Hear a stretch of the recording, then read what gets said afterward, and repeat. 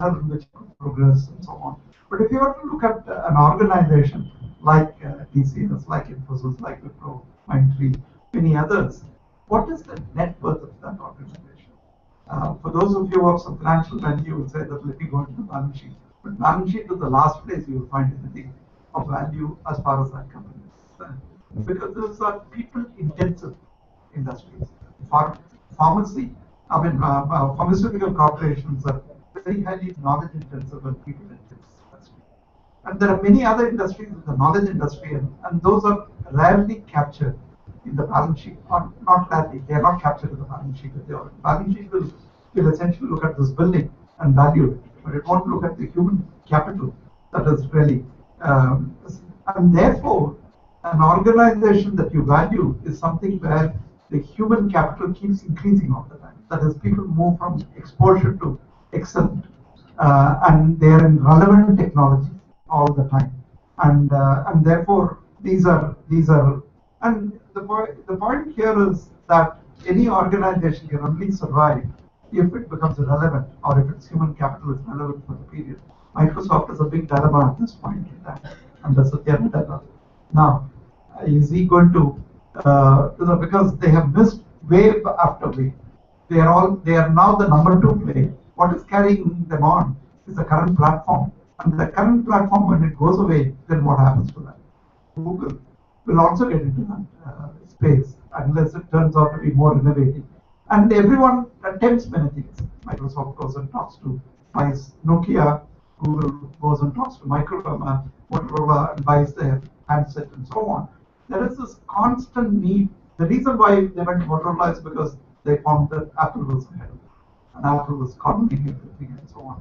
Apple without Steve Jobs is going through its own issues and so on. We have created even that kind of thing. So this, when you look at an organization as the worth of the human capital, which is not in your balance sheet, which is really interesting, and staying relevant in the field of computers, because Microsoft can vanish tomorrow. It can. It's the biggest danger, unless it turns out to be creative, and they prove themselves periodically that they're extremely capable of being creative and also relevant and industrially powerful.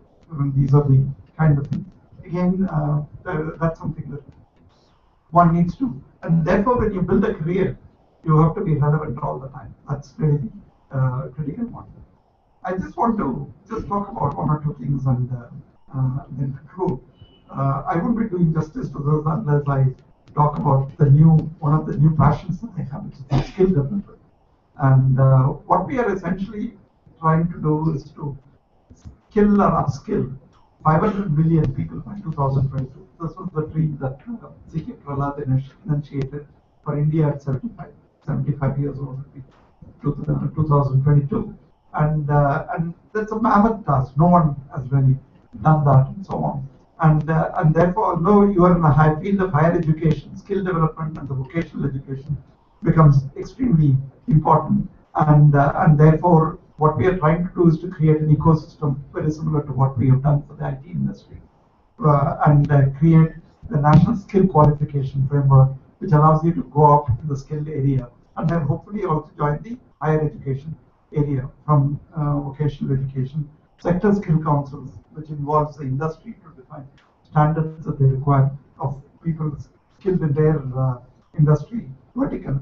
Training providers create the opportunity for many of them to come in, and linking employment with training providers, and ensuring that people will pay for higher skills. Today, do you pay extra if a person comes with a certificate for plumbing? You probably don't even look at that certificate, but can we essentially do that?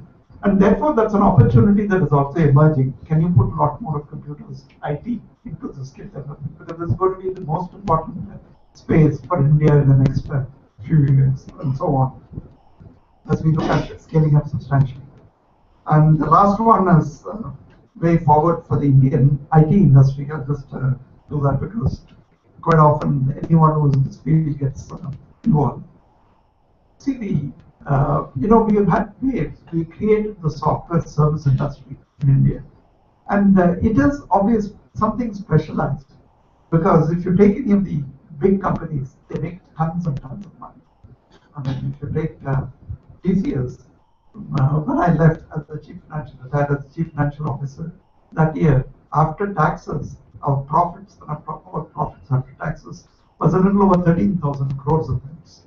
That's the kind of, and Infosys as a, though it has its problem, it has also done well from a profit. Wipro does very well. How is it that there are very few players in this industry? When people are, when these companies are seem to be making quote unquote obscene profits. And obviously there is a skill involved, there is a capability involved in running this organization. Many groups have tried to enter, but they have not. The point is really that software service as an industrial discipline is something that some of us have done extremely well, and we have done that. The the next stage as we go along, I mean, people do talk in terms of products, but how many products do you have? Even Microsoft has a product company and so on. So and therefore there are very few handful of product companies in the world. So that's not an indicator of success. But any solution that we can provide is an indicator. And anything that you can break down into smaller units and make contribution through an entrepreneurial way is a very important one. But I think the way that we will all evolve is that we will not focus on products and so on in a limited manner, but create business models through collaboration. The customer has a problem. How do many people, some with intellectual property, some with services orientation, develop something? That's something similar to what the automobile companies have developed. How do we do that? And how do we create networks that is education institutions, the research work, and advanced learning and so on? How do we create that network? How do we create clusters? For instance, in the place that I am now residing in Chennai, there is an automobile field, and there is IT. There is entertainment. It's called Hollywood there. There is IT field. There is medical. There is IT field. How do you create synergies out of these kinds of clusters that are really developing and come up with something that's extraordinary and so on? So I think we will keep moving into many of these kinds of things rather than think in the traditional terms of how do I create a Google, how do I create an Apple, how do I create an Microsoft and so on. But it'll be a very, very different kind of thing. And that has to be enabled through people, through young people, through entrepreneurs who've got to be thinking differently from what we have done. And who've got to, and therefore I could give a lecture in 2019, much very similar to what Tom Friedman did in 2011, and said that in the last 5 years when I gave that lecture, and now all these things have happened, and many of you have brought about this. So this is the talk that I wanted to give. I must thank Vipin Mehta for the opportunity given. I hope that's it. Thank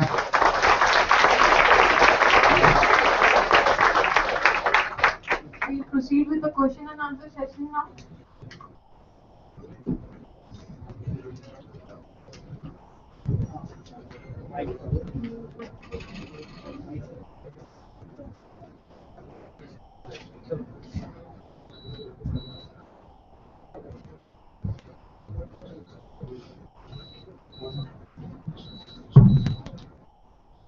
No, which sound is required? There is no reason. Sir, what is the job of business analyst in the IT industry? And if what will be the criteria if we want to work as a business analyst? See, the way, of course, the term needs to get defined by each company and so on as to what it is. But one of the ways to think about it is that what are we trying to do? We are trying to create an IT system for a functional department. It could be the production department, marketing department of one manufacturing industry, or it could be a service industry and so on. And therefore we need to have a domain knowledge in terms of what is really happening and so on. Also look at the capability that IT can bring in at that point in time, and then get people with the technology knowledge to work. So the business analyst is the one who broadly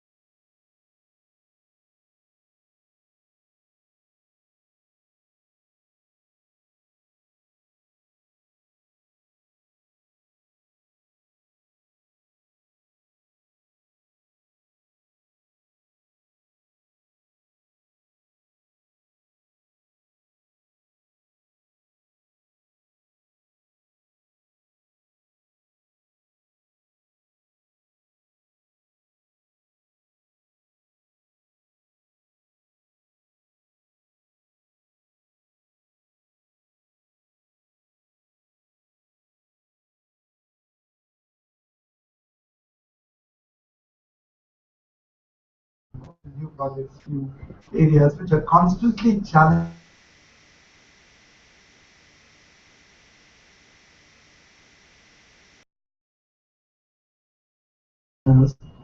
As an employer, is that person suitable for continuing? So someone might come to me and say that I'm resigning, and I will even before you realize that, I'll say thank you very much for the hospitality. Because if you don't have a discipline to work in a controlled environment, discipline to work as a team player and so on, then you are really the wrong person in the job and so on.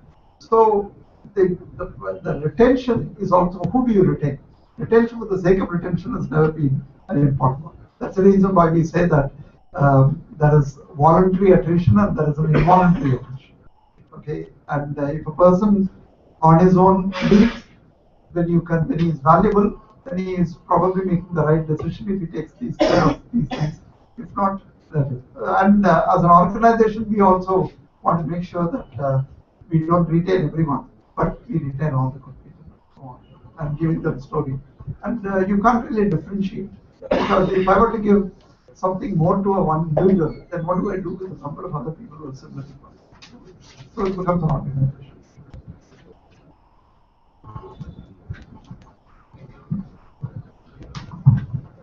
Good afternoon, sir. Thank you, first of all, for sharing such a great experience and giving such a knowledge. My question is, as you said, technology is growing very much fast, and along with that, it is also changing. So, how can we youngsters can go from 1E to 4E, that is from exposure to the excellent or expertise? The main thing that you have to do is you have to realize that you're going to go. It's not not many people realize that. They would like to repeat rather than keep going. This comes back to this issue in terms of discipline of software engineering. How do I become more productive and that kind of thing? Then, after the second stage, you really need to enroll for certification programs. If you don't do that, then the discipline doesn't really come in. I mean, you can say that I'm great, but that is irrelevant. Someone else has to call you great, and that grade comes through a certificate, and that's really the critical one. So we always advise people that is there a certificate program that you can get into at that point in time, and then become more knowledgeable and so on. So that's the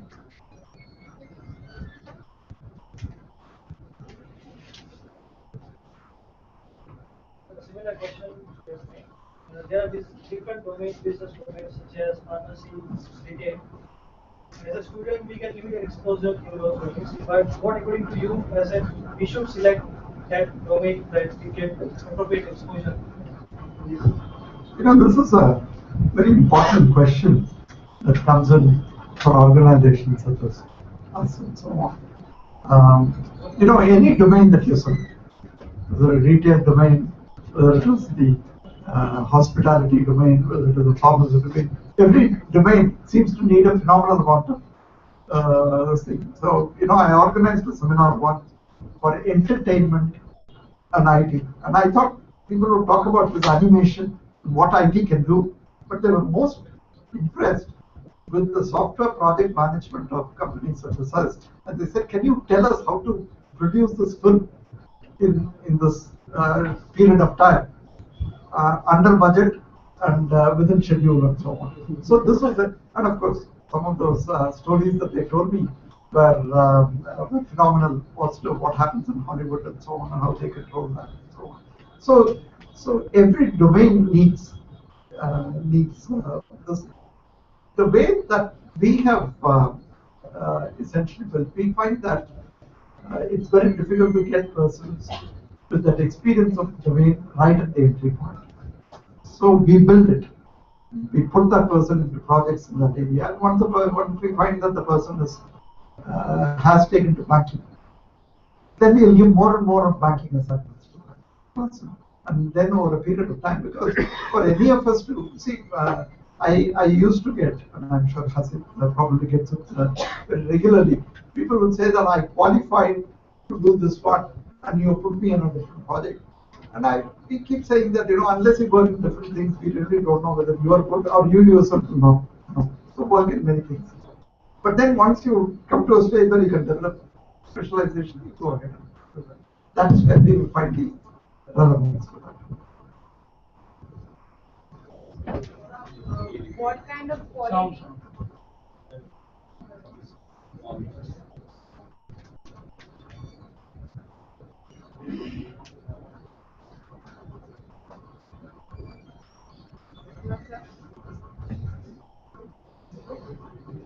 Orally. So what kind of quality does your company want in a fresher? You see, there's a difficult one to answer because basically we want people who, obviously, the immediate one is, do they have the skill sets that we require? That is where many of the questions and tests and so on will be oriented towards that. So the qualities that we want, and we look at the person and try and judge that person in 10 minutes or 15 minutes. This is very, very difficult. And some of the qualities that I have talked about are very, very critical in a person. Is that person willing to learn, continuously learn? I mean, that becomes very important for us. And in fact, I'll tell you a story also. This thing, which is very, in a slightly different manner. Willing to learn is one particular thing. Second thing is that person going to be a team player, which to us is very, very critical. The third is, in a different way, is that person mobile, because that becomes very important in a setup like ours and so on. That is the one that I want to tell you is that which describes the person. See, we have a training facility in Trivandrum. So we had some behavioral scientists really run through a series of questions on some people over a period of 1 year. And we tried to judge the mental makeup of the new entrants into the organization. Then we found that because of the competitive nature of the Indian education system, after the 9th grade, this was now about 6-7 years back, this actual study. After the 9th grade, they switch off everything else because they have to get into this, discipline, that discipline, and so on. And the first 3 years, because engineering, they work very hard because they need to get grades. They need to get grades and so on. 4th year is when they relax. Nothing, and the faculty is upset with us at that time because we have already recruited them and so on. During the 6-year period, 9th, 10th, 11th, or 7-year period, they have really not gone beyond the boundaries of reading, writing in the subject. And we found an interesting thing that quite often when we ask questions, you would get the routine answers rather than something. And of course, there is a lot of examples of routine around at that time. And then we analyzed it and we found that many people have not even read novels for this year. And we actually introduced a subject called novel reading. The only question was that they had to read an English novel which was written after 1900. We didn't want them to read Shakespeare and so on. But then they should go ahead and conduct a seminar as part of our training. The point here is that, the quality that we are looking for is a holistic individual. Because if I have to place a person in front of a customer in the United States, I also want that person to talk about the baseball scores of the, essentially, unless you come out as a holistic person, this is very, very important for us. And that's another quality. Whether we can judge it in the 10 minutes, I really don't know. But we try.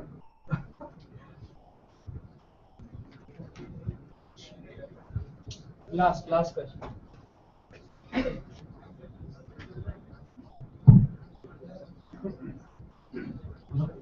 Hello? Yeah. There are very few with the meaning of businessman. So what do you suggest for a new businessman industry? In fact, entrepreneurship is something that we want a lot of.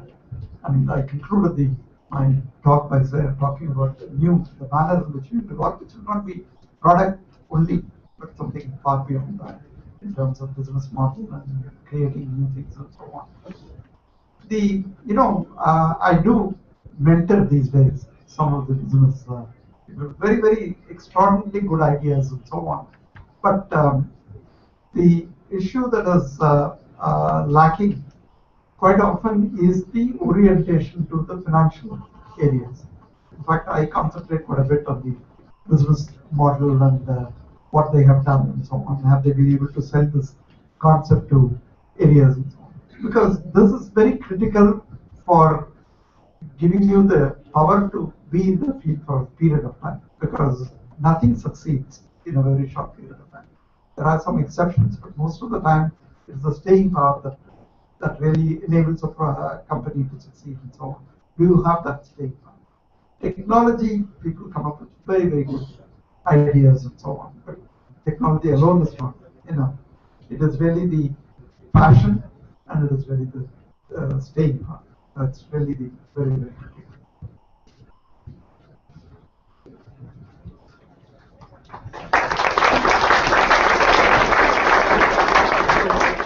Thank you so much, sir, for inspiring us with your knowledge and experience. Now, I invite Sri Aditya Patel, sir, faculty member of School of Computer Studies, to propose vote of thanks.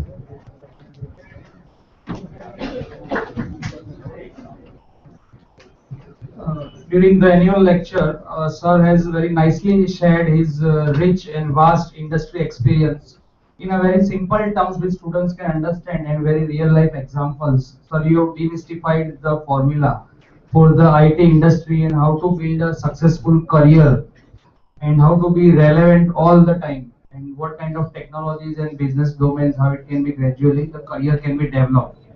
Uh, the knowledge and the useful insights provided by him in this annual lecture will be very useful in developing our institution and our students in building successful IT careers.